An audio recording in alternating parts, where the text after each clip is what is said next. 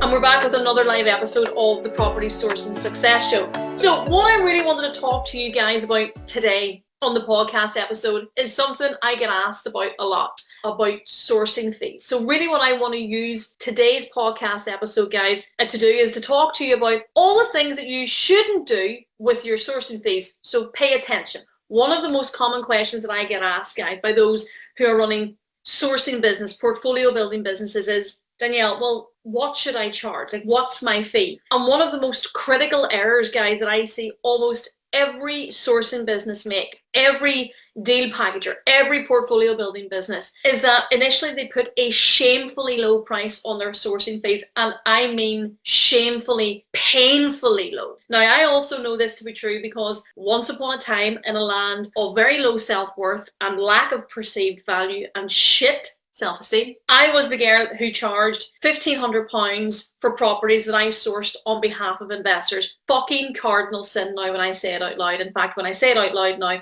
I could vomit. £1,500 for weeks upon weeks, sometimes months of graft, of attending viewings, of running the numbers, of preparing the information analysis, of costing up the refurbs, of dealing with the tradesmen, of negotiating the deal with the agents, overseeing the conveyancing timescale. And we all know the conveyancing timescale when you're running a portfolio building business, that's where you really make your money, right? Because if you get through the conveyancing process without having committed homicide on the solicitor, it's a job well done. Then you're talking about scheduling the trades, getting the property rental ready. The list goes on. So hundreds of hours of my time for 1,500 fucking pounds. Now, when I say that out loud today, it genuinely makes me cringe with embarrassment. How could I have been so stupid, right? Now, since I founded our sourcing education program, the six-figure sourcing mastermind, 4.5, almost 5 years ago, I have become acutely aware that almost everyone, irrespective of their level of experience, irrespective of their level of education around sourcing and property, everyone within the first 12 months of having their sourcing business get off the ground, almost everybody is undercharging with their fees. It has been a very rare occasion that I have found that not to be true. Okay, here's the reality. Undercharging your sourcing fees simply means that you don't acknowledge the value that you are bringing to the table. You don't acknowledge the value that you bring to the investor's investment agenda. It also means that you have absolutely no confidence in the job that you're doing. Newsflash, that's not an attractive quality to a prospective investor. It also means that you are downplaying the frankly pivotal role that you play in making somebody wealthier. Now, I'm going to say that again, right?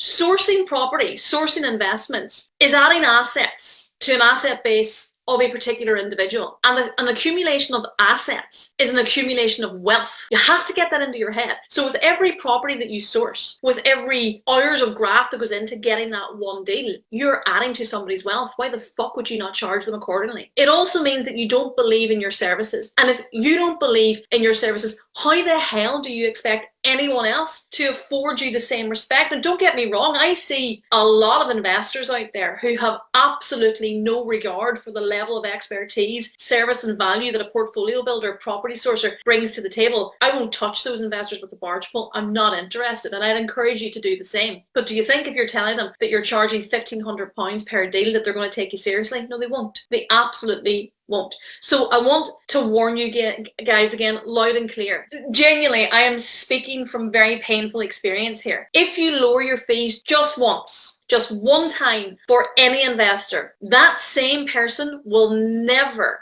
pay you a single penny more on any future deals that you go on to source for them. Okay? You have at that point set the bar, and it's impossible to raise it moving forward. I had a conversation with someone who recently joined our mentoring program. I won't give his identity away because what he was doing was his prices were shockingly low. Okay, and I asked him, look, what is your ideal revenue target within the next 12 months? What figure do we want to hit with the sourcing fees in the next 12 months? And he responded, Danielle, I want to do 10K per month in sourcing fees. Now, immediately, I felt somewhat confused because let's call him David. His name is not David, but I am protecting his anonymity at the moment.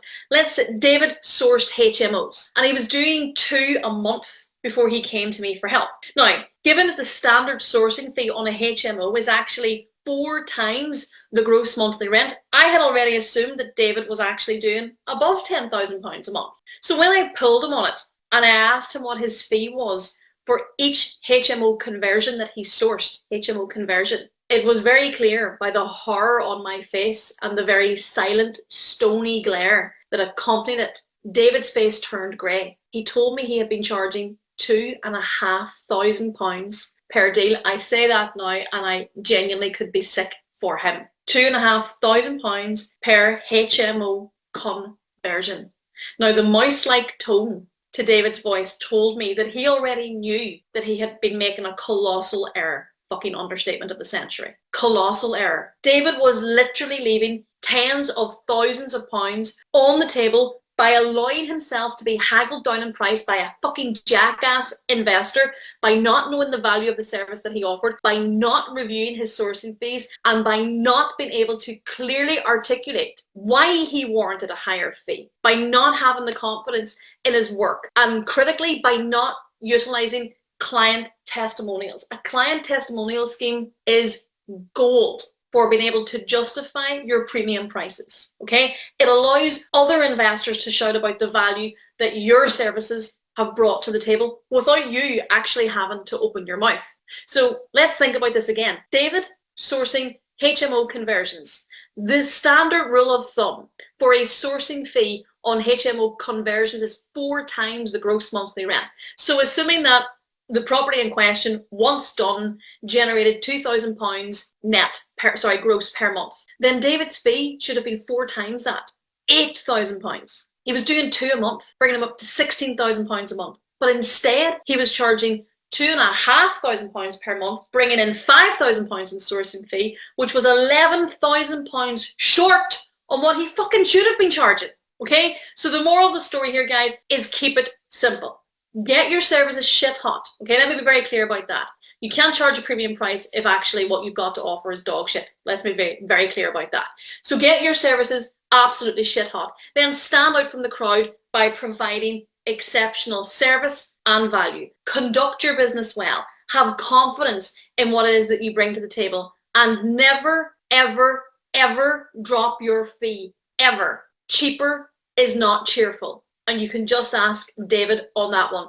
Now, before I go and stop my rant, this might be useful for a lot of you, and it's on the basis of investors. So next Tuesday the 12th, 7 p.m, I'm running a completely free 1-hour mentoring call on all things investors. How to find them, how to sign them, and how to keep them as you lead up into the Christmas period. So if this is something that you are struggling with at the moment, if you're stuck on where to go with that, if you're not getting the right quality, but you want to top up the tank in advance of the Christmas period, this might be for you. So if you comment Santa, comment Santa below the video here, and I send you across the Zoom link at 7 o'clock Tuesday of next week, all things investors, in the lead up to the Christmas period. As always, I hope today's session of the Property Sourcing Podcast has been useful, and I will see you guys on the other side. Bye-bye.